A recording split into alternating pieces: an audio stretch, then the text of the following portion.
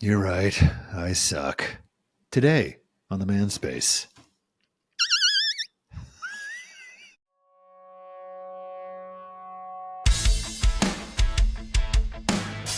Welcome to the Manspace podcast. We're your hosts, Doctors Matt Brown and Rob Porter, and clinical therapist Mike Porter. Welcome, Spacemen. Dude, I freaking love those. Like, that video. Dude, that was the sound when he came out of the freaking airplane.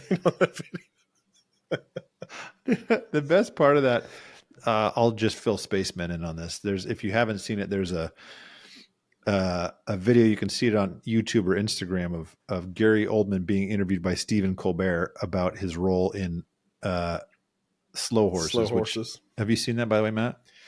I haven't. I bought the book, dude, on a flight, and I was going to read the book, and I haven't done either. Dude, it's a phenomenal show, largely because of him. But his character like farts a bunch. He'll just be sitting. Okay. I thought he was just saying that, because in the Instagram reel, or in this interview, Stephen Colbert asked me, he's like, "We wondered what it would look like if we improved some of your characters by adding farts." So they just have various Gary Oldman characters over the years farting at inopportune times, or opportune. One of my favorite ones was when he's Winston Churchill, and then like. It's just so prolonged. Is that the one where he's just sitting there with a cigar? Like, yeah. But my favorite part of the whole thing is how hard he's laughing at everything. It's like, oh man, they got him. That was good. No, that reminds me of, was that TAMFT when I came to your house and had back problems, and you guys showed me the farting preacher video, and I was laughing so hard I was like, "Stop it, my back!" Oh, the farting preacher. That never gets old. It is pretty funny how no matter how old you get, in my opinion, no, maybe not. I was going to say farting is always funny. And I thought, I cannot imagine my parents laughing at a good fart scene. Do you remember back when, like, I feel like when phones, like smartphones were still, like when the App Store would brag about, we have, over 100,000 apps that you can choose from. Mm-hmm. And it was still like a new thing. One of the apps that you could always download was just a fart button. Do you remember Was it the button or the bender? Well, maybe either. That you could. Do you remember that one? No, you could auto-tune the fart. No, I think I can't remember which one it was. This one had a bender on it too, but it had like named farts. Yeah, and you could be. And the Angry Bacon was the best. I think the best part is that some guys like, hey, I'm going to make an app where you just you make fart noises. Dude, I remember this was like 6th grade. Some kid brought this like printed out list of like different types of dumps with names and descriptions. And we're like sitting there in the back, just like crying. And my teacher was like, if you got him out of like school setting and stuff, which I guess we never really did. Occasionally you could get him to kind of crack, Mm-hmm. But he was just like a real stern guy. I remember like at the beginning of the year finding out I had him. I'm like, oh my gosh, this year's going to suck. Cause his wife was like the super rigid PE teacher, and he was super anal too. So he comes back there and we're dying laughing. He's like, what is this? Takes the sheet, walks up front. And he's like, oh, that was pretty good. Even the sternest of teachers. Are you downloading one right now? Yes.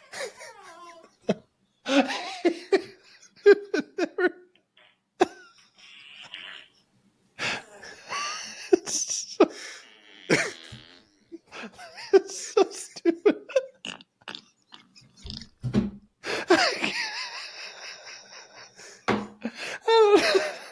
Skip forward 5 minutes, everybody.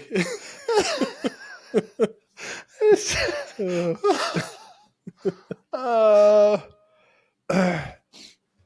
as a side note, I gotta keep that on my phone just because sometimes when you're just having a crappy day, it's good to have something to be like, oh, that's funny. Man, I also freaking hate Temu ads, dude. I get them all the time. And if you go to try to like close, you have to like hit that X perfectly or it's opening up something. It's like, no, I don't want Temu or Temu or whatever they call it. Sounds like you have a dying cat somewhere in your office. Have you seen the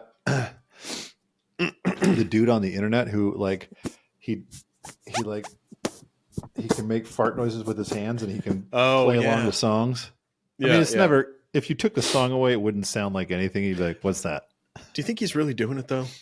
Because there's some where I'm like, you'd have to like get some more air in your hands to keep that note going. That's a good question. Like I've watched some things where he kind of explains exactly how he does everything. But can you really trust anything on the internet anymore?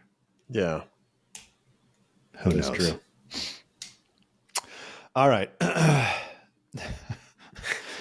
I don't even think I want to go any further, which by the way, I've just, my name that I often use, I have, well, two names. One name is Toots McGavin. That's been my name, like online use for, I don't know how long. And then I didn't come up with this. I just started using it whenever I do virtual sessions with clients. They're like, who's Johnny Tornado? I was like, that's me. But lately, I don't know if you can see my name here. I came up with Keith McCuddles. Yeah, I like that one a lot. This feels like some days when I have sessions where it's like, I don't want to see anybody. It feels like that. It's like, do we have to get into this podcast topic? I don't. I'm going to do a little plug for when I drive up there. I've been wanting to do this for a couple of years now, but I think I'm going to actually pull off the freeway on the way up there for this time, because I didn't realize it was I just thought it was like pretty far off the freeway, and I looked it up and I'm like, oh, it's just like right behind the QT basically. You know Ryan Holiday? He's like the Daily Stoic guy. Yeah.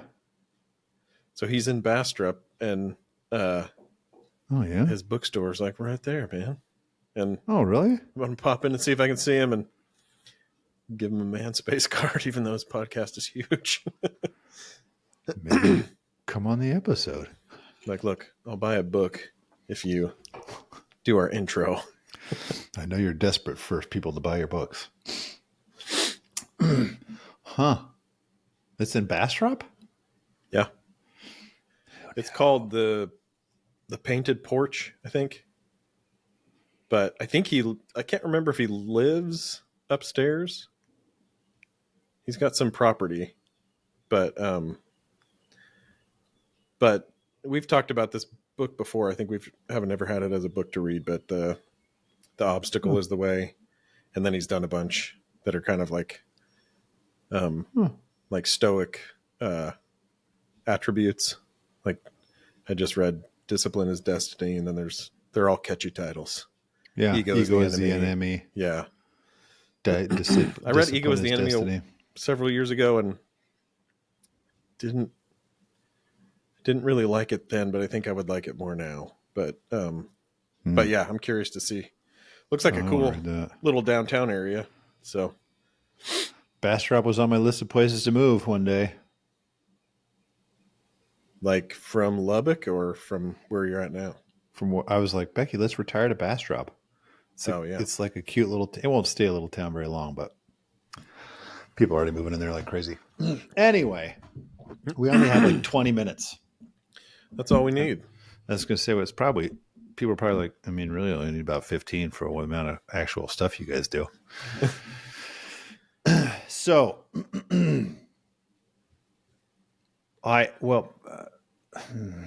this topic, I think we've touched on it before, and you highlighted that we've touched on it in the opposite direction. Although the outcome is kind of the same. Sorry, I'm thinking this drives me nuts when I hear it, when it happens. And I had a couple last week where it was like very prominent It's so prominent that it's like, God, I feel like we can't move forward from this. You feel like what you're about to talk about happens in session, or Yes. a noise you just heard? No. A fart noise I just heard. How do you do that with your... I can't. It's a perfected craft that I honed in late elementary school, early middle school, because it's so undetectable, and you can just make a little squeaky noise, and everybody's like, "What the crap was that?" That's so funny. All right. So I'm trying to think if there's a question I want to ask you about this, and I think there is, because maybe the last time it happened to me, I feel like I'm getting stuck on this thing and I can't move past it. So most of the time, I don't know if that's fair to say, but often it happens that in sessions, women will bring men into therapy. Women are the instigators, and men are like, for couples, they're like, okay, yeah, let's go talk about what I'm doing wrong. Mm-hmm. And I had a couple recently where she brought up what I think is a legitimate concern of, I'd like to see more, like connection, more emotional intimacy from you. I'd like you to share more with me. Now, I'm not going to say that she said it just like that. And I'm not going to say she said it really well either. Mm-hmm. Like I could critique her delivery of it. But his answer was, well, first, it will often start like this. It will start like, okay, yeah, yep, you're right. Yep, I know. That's something I do. You're right. I do that. Which kind of bugs me. It starts to bug me because like, don't do that. You're just trying to get her to shut up. It's just a way of like shutting down the conversation. Mm-hmm. But then it will, I feel like, often escalate. And by the way, the female partner can tell too when that, and this, it's not always male, female, but this is the way it happened in this session, but they can tell too. It's like, no, don't do that. You're not listening to me. You're just shutting me down. But then it will escalate into this space where it's like, you're right. It's me. I'm the problem. It's always my fault. I suck at everything. And the relationship, everything, it's all my fault. You're right. And then it's, that's where I start to be like, ugh. Now this is where my question is. Cause I'm like, dude, what am I missing? Well, here's what bugs me first. It bugs me so much because it feels like, don't take, that's not taking responsibility for anything. Mm-hmm. And this is the idea we've mentioned on the podcast a long time ago, is like, if you take responsibility for everything, you're taking responsibility for nothing. Mm-hmm. Because it's so generic and blanket statement, we can't target any behavior and say, well, let's modify that. I guess first, maybe a couple questions. How often do you feel like you see this? Is it usually a male doing it that way? Because we've talked previously, and what you mentioned is in a previous episode, we talked about how sometimes if a male brings something up to a female, she'll get very, like, her feelings will get hurt. She'll get offended or whatever. And suddenly now the male's like, well, now I have to take care of your feelings. Mm-hmm. And that sucks. And this is kind of a flip of that it can happen, that I feel like often males are like, you're right. I suck. I'm the worst. You're right. And it's like, no, dude, now I can't get any. So I'm curious how often you feel like you see it, and how often would you say it is usually a male doing that versus a female doing it? Mm-hmm. And then you got to tell me how to get out of that loop. Well, first you download Fart Bender. That's all we need. And as soon as he says that, you just squeak one off. And no, I think yes. I'm trying to think of times when a woman has responded that way. I'm sure there have been a few, but I think it's way more often the man that does it. How frequently I see it, I guess if I put it on like a longer spectrum, where maybe it starts with like you're absolutely right, and I'm going to fix that, and here's what I'm going to do that. I'm going to do that, right? Like Right. Kind of like I'm going to make that change, and then that doesn't really produce anything different, and so maybe it lands more where you're saying, where it's like, yeah, it is all my fault and I need to work on that, but there's no discussion of how. Yeah. Because I can't. And then I think it transitions to like a really withdrawn, kind of stonewalled place, right? Where it's like, yep, it's all me, right? But I think in between there's probably yeah, it is me, and I don't know what I'm going to do about it because that's just the way I am, and like I can't fix that, and I guess you're just going to be unhappy with me, type of a thing. Yeah. And I think every single one of those positions is like fundamentally disconnected from self, because you're just going from like It's just appeasing to having more of like a reactive kind of, take me or leave me, to then totally like walled off and withdrawn. Like, yep, here we go again. Keep talking, but it's like basically like everything's just hitting a wall, right. not getting through it all. And oftentimes I think when guys are at that extreme end, there's already stuff going on in their private lives that they're not sharing. Whether it's like conversations with other guys, like, I can't do this anymore, or conversations with other women, I can't do this anymore, or other escapisms, or,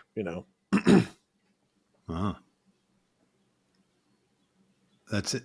I mean, essentially, you're describing it as a place of like total hopelessness. yeah, like total resignation, and I'm going to go numb myself out or find Yeah. another place that like I'm appreciated for what I bring to the table. And I think that for like, if we go way far down that path, I think for a lot of guys, that's where they reconnect with themselves, and they're actually sharing more of who they truly are with somebody new. And that's why it feels so amazing, because it's like, oh, I can be myself. And, but then they misattribute that whole experience to the person they're with. Yeah. You're just so much different. And it's, well, dude, you're very different in this situation than you are Right. in your marriage too. And I think that the new situation you're in is just doomed to play out the same way, because you're still not really able to hold on to that thing that you're sharing at the beginning of it, which is like, you're connecting to something deeper in yourself, and all these other ways of responding are like fear-based, all of them, right? Yeah. It's interesting because I don't think I've,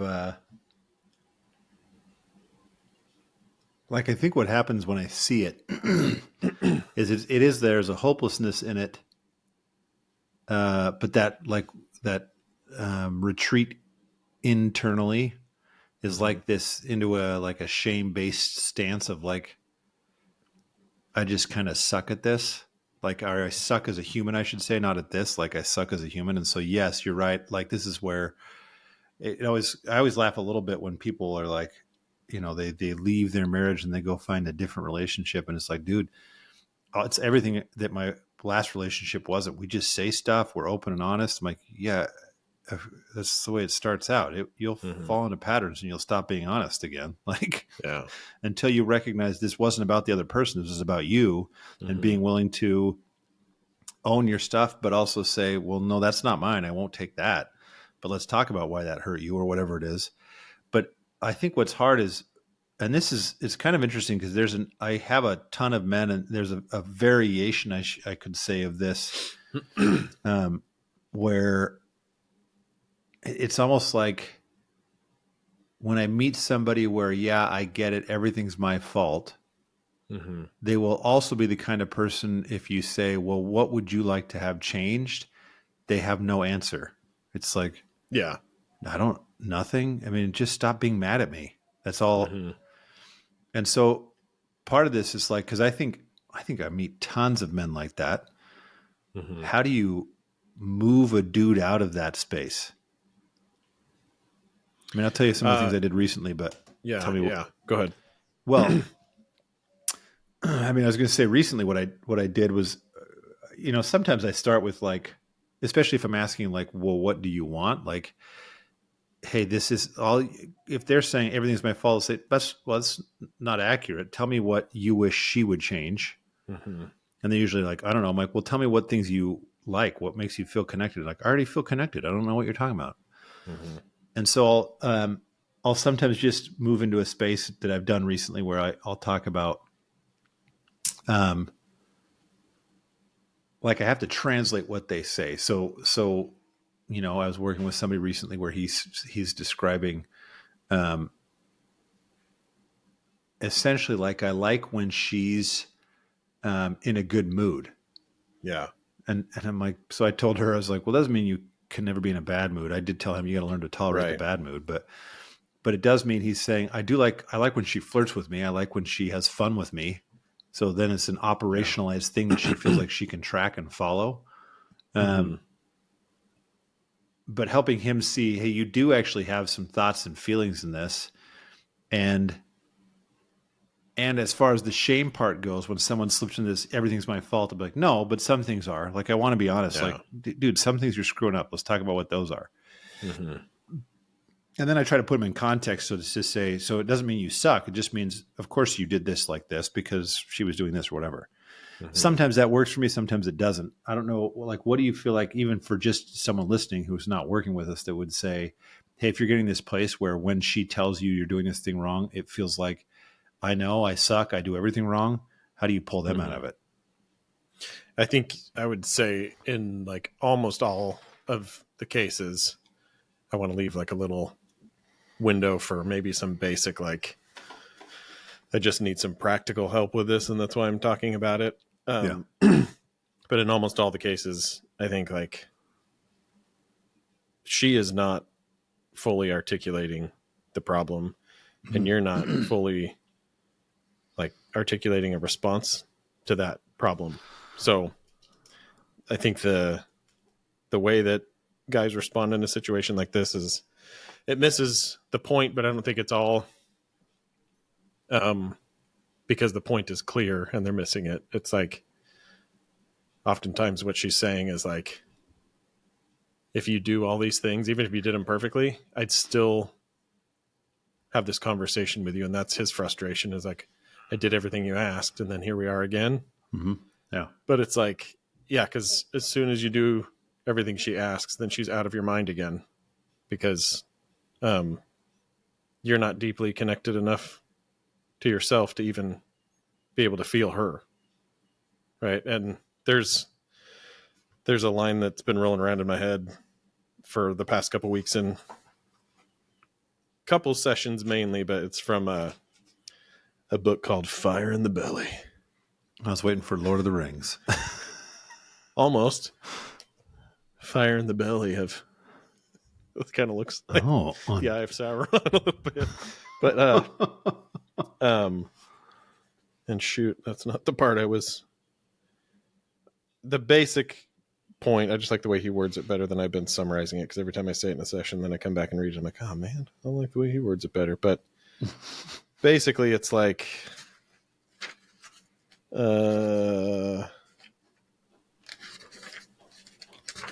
give me 2 seconds. Maybe hit the fart button. Dang it. I'm not going to find it. But it's basically like, men struggle with intimacy. With intimacy. He's saying woman, like, capital letters, not women or your woman or whatever. It's just like, men struggle with intimacy with woman because they have not yet learned to be separate from woman. And like, you can, like, it's the reverse of the conversation we had before about this topic. Uh-huh. And the answer is also the reverse, right? Where it's like, what you need to do, man, in this situation is like, tap into your feelings. What we were saying in the previous episode is like, empathize, don't make it about your feelings, right? Mm-hmm. But ironically, he is making it about his feelings, right? By like saying, here, let me make you a promise that I'm not going to keep, so that I won't have to be anxious right now that you're upset. Or let me evoke pity from you because I'm so inept. And oftentimes that's what a therapist does in a moment like that, is try and pump him up, Mm-hmm. or she might try and motivate him. Mm-hmm. But again, Mm-hmm. it's about my pity, right? Or I'm trying to evoke pity from you. Right. Or it's about my emotional protection. I'm behind this wall and I'm going to show you, you have no emotional impact on me anymore. And that's the only place that I feel like I can be separate from you. And I would say, yeah, when you're in that place, keep going, right? But like, not because you want to hurt her or like destroy your relationship, but that's the door you need to take, which is like, I need to get out of this really kind of constrictive and engulfing experience I'm in with your requests, your feelings, right? And I just interpret them as demands and expectations Mm-hmm. for me to be better, Yeah. versus like what's really going on underneath for her, which is like, be with me, right? And there's no way you can hear that if you're not separate from it. And I think when you separate from it enough, and kind of like you're saying, right? Like, I have feelings about this, right? Like, how do I feel every time every time I try to go about things this way and do what she asks and defer to her, wait for her to tell me what needs to be done, all these things, right? Like, you never feel like grounded, connected to yourself, powerful. But then, you complain about those things like, oh man, you're making me anxious. You're taking my groundedness from me. And it's like, well, you weren't grounded to begin with, right? You're like, what were you grounded to? Just like the playful little happy, like, hey, Right.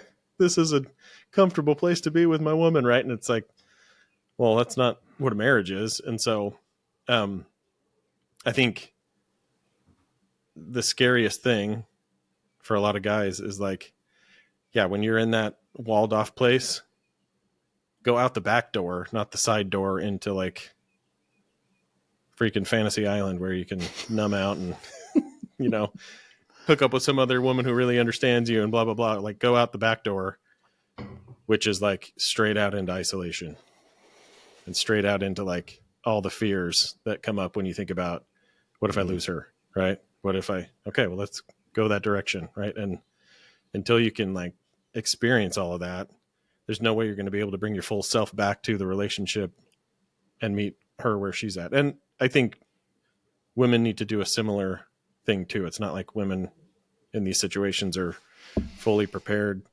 for intimacy either. There's like I can be close to you so long as you're exactly what I need you to be. And it's like, well, that's not intimacy.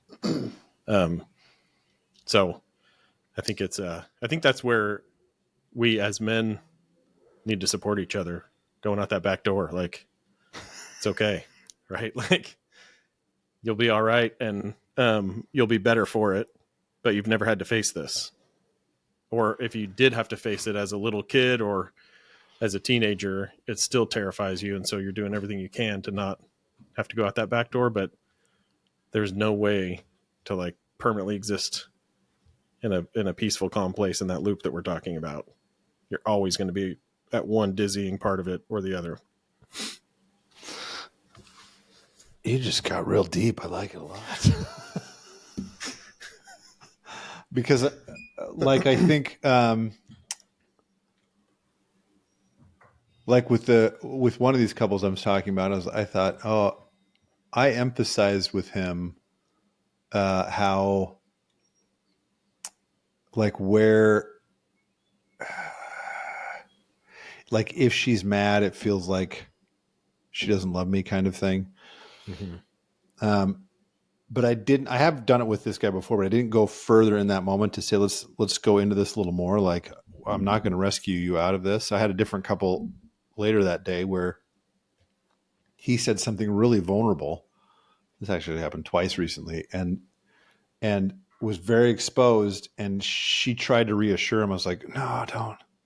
Like, Mm-hmm. it's kind of funny because it wasn't a bad thing she said, but I'm like, no, don't reassure him. I just need him to stay where he is. Yeah. Because I think if I can use Lord of the Rings myself, like as I'm as I'm listening through this again, and I was thinking about Aragorn and how he just kind of generally knows the lay of the land everywhere he goes. He knows where this thing is, where this thing is. He knows there's some places that you'll hear him mention, like, I've never gone to that place. I've never been to that place before, but there's so much of, Mm-hmm. like, it seems like he feels confident in every scenario and Yeah. gives himself time to pause and think and say, Kate, I got to listen to myself, because he's put himself into these places that are difficult to be in. And this Mm-hmm. is what I think we perpetuate in our kids now, is that we teach them, like, well, if the place is dangerous and scary, maybe don't go there. Yeah. Instead of saying you need to go in there and you need to know what it's like, that you can hold yourself in that space and you can be okay and come back out on the other side of it. And so once Mm-hmm. you go into that space, then it's less likely that you will, then you can, if your wife says, hey, I'm not happy about this. And I really like that first part too of what you're saying, because sometimes, like I told someone this morning that if someone says, hey, I feel disconnected, that doesn't mean that if she says I feel disconnected, doesn't mean that you are pulling away from her. It's saying, Mm-hmm. hey, there's a feeling of disconnection between us. I don't know what it is exactly or where it's coming from, but probably, I told her, you're probably a part of that disconnection. Mm-hmm. And so, but too many men will just automatically take ownership and try to say, okay, tell me what you want me to do to connect to this. And then we'll make this better. And that's that loop you're talking about. And it's like, Yeah. no, that's not going to work, because then you're just looking for her to tell you you're okay, instead of knowing I can be okay out there, in the back door loneliness. I couldn't. He kept saying back door, and I was like, I feel like this is going to go somewhere the wrong way. You're going out the back door, not in the back door.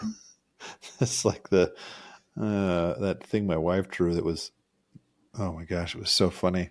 She drew this like blueprint for it was like a walking fish machine. It was shaped like a fish, but she had all Uh-huh. these parts labeled, and on the back it said egress.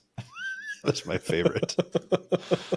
um, but I think this is my favorite. When I say you went deep, it's my favorite kind of thing to look and say, like, for men in particular. And this is actually, I could tell you about a number of cases recently where with women where I feel like, hey, you've got to get better at managing your own response to something. Like, just because he's over here doesn't mean this and this and this about you. It Yeah. doesn't mean that he doesn't love you or whatever it is. But to be able to go into a space where you can tolerate the discomfort that comes when somebody says, I'm not happy, and Mm-hmm. saying, yeah, it's okay. I know how to hold my own loneliness, if that's the case. Like, because my brain slipped from you're not happy, which means you don't love me, which means we're going to get divorced, which means I'm going to be lonely. It's like, Yeah. I know how to hold the loneliness, which means I can show up fully present, because I don't know, I know how to maintain my own integrity, my own emotional integrity when it comes to really intense emotions. Mm-hmm. I think the frustrating part sometimes for men is kind of like, okay, well, how do I do that exactly? Like, without Mm-hmm. the aid of therapy, how do I Yeah. climb into that space that's like, ugh, I Mm-hmm. don't like that feeling. And I mean, I've had men do some things before where I'll say, I want you to go home and essentially imagine in your head and even pretend as though you guys have gotten divorced. What's that look like? How would you Yeah. tell me what you would do to keep moving forward? Tell me what your path would be. And if men say, well, I'd start dating, I'm like, okay, Yeah. I don't want you to do that. Yeah. Because I feel like I want them to, in somewhere, as much as they can, go through that back door. Mm-hmm. Let's see. Out. Go out the back door. I do have to say out the back door. That I feel like that is um, in whatever way possible, to say you have to learn how to. I wish more men could understand, like, in order to be really, there's like a movie metaphor of this, and it's on the tip of my tongue, but in order to be really um, emotionally stable and in control of your emotions, like so many men claim to be, that women are out of control of their emotions. Men are like, Yeah. I'm logical. The only way to do that is to know how to go deep into your emotions when it's the right time to do it, and necessary, or a good thing to do it is to, I can go as deep as I need to go into my emotions. To Mm-hmm. say I'm in control of my emotions, I just know how to avoid them. That Mm-hmm. means then you don't know what you're doing, because as soon as somebody Yeah. pushes you hard enough, you're going to say, you're right, I suck as a human. And then you're Mm-hmm. drowning in that because you never learned to swim. Yeah. It's deep. Yeah. No, I think it goes back to like our stuff we've talked about with like um, infants, toddlers, and emotion, and the differences between boys and girls, and how from an early age, uh, we like, I think, I don't think it's intentional at all, but I think that we unintentionally teach men, boys, to be afraid of their feelings by dominating them. Like, Mm-hmm. it's kind of like, It's an enemy to be defeated. right. And I think that like when you're like beating your chest because you dominated something, you have not overcome the fear. Right. It's just the opposite side of the same emotional experience. And so from an early age, it's like, yeah, those are a problem and they'll get in your way. And then I think in some situations, women say, you know, men need to be able to have or feel their feelings. And I think there are a lot of women who are saying that because they genuinely care that about men and want them to have like a healthier Mm-hmm. experience. And then I think there are also women that say, I want you to have your feelings and feel them because, well, and specifically just the tender ones that make me feel like you love me. Right. Right. And, but I'm still afraid of all your other feelings too. Right. And so, and then I think a lot of men will say incorrectly, like I've, I've really taken a deep dive into like stoicism and I've figured out my feelings. And it's like, you have with a subset of feelings that stoicism relates to, which are basically like fear and anxiety related Mm-hmm. emotions. And cool. Like if you've faced those and you've mastered them, awesome. There's a whole other range and, you know, other subsets of emotions that I think you have to lean into as well. And I think that's where like Eastern philosophy and, you know, contemplative practices really help with some of the deeper, like kind of sadness, Mm-hmm. pain, suffering based emotions. And that's how you master those, right? Meaning I'm not afraid of them. Right. Um, but I hate when I hear now people saying, trying to be helpful, saying like, sit with your emotions, right? Because whatever they mean by it, most people take that to mean like, okay, so I'm supposed to like clench my teeth, white knuckle this, and just sit as long as I can with this. And then at the end, nothing's different. So why did I do that, right? And if this whole thing is like the emotions that are out that back door, right, Mm-hmm. scare me so bad that I'll do anything to like double bolt this and even create like a separate room in my life where I can go do stuff that you don't see and then keep circling back around. Um, like that eventually just becomes super, super suffocating. And if you get booted out of one of those rooms because she leaves you, and then you're just, like you said, like fumbling in the dark and like grasping for anything that feels female, like what have you done, right? Now you're Right. setting up a new house. It's like, oh, this one feels really big. There's a lot of room in here, right? And there's a nice room I can sit in. Well, right, for now, yeah. And then pretty soon that'll start to feel like the same prison you just came from. So, Right. um, so I really think we do have to. I think the best word for it is master your emotional world, which doesn't mean dominate it. It doesn't mean like submit. Doesn't mean surrender. But all of those things are a part of mastery, if that makes sense. Like if I just get into Yeah. like I'm just going to dominate my feelings. Well, that's going to work for you about like a fourth of the time. right? Right. Or I'm just going to surrender. Well, again, probably a fourth of the time. So I think you have to kind of face all of these things because there are certain emotions that you want to master by like expanding your ability to hold them and like, you know, create a space in your relationship where there's like deep connection and happiness. And if you're kind of like, well, that doesn't really matter so long as we keep these other ones at bay, Mm-hmm. that's the house you just came from. One where the entire goal is keep bad things out. Mm-hmm. But eventually you become the bad thing and then you get kicked out. So Yeah. That's an interesting. I like this idea that because I agree. I think you have to learn to master the emotion. Whether that, I think that's a good way to phrase it. To say sometimes you will surrender, sometimes you will dominate, sometimes you will. I thought of embrace, like like at some point you have to recognize these are a part of you, yeah. and you have to let them be a part of you. And sometimes that means you really lean into them, and sometimes it means you hold it at bay, and sometimes.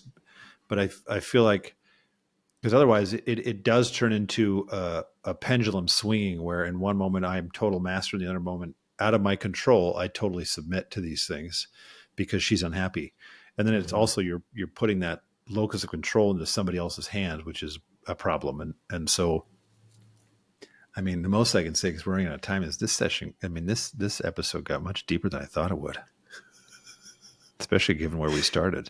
I was going to say, I think our outro needs to be the fart button. I already got it ready to go. So then come back next time and catch us on the Manspace.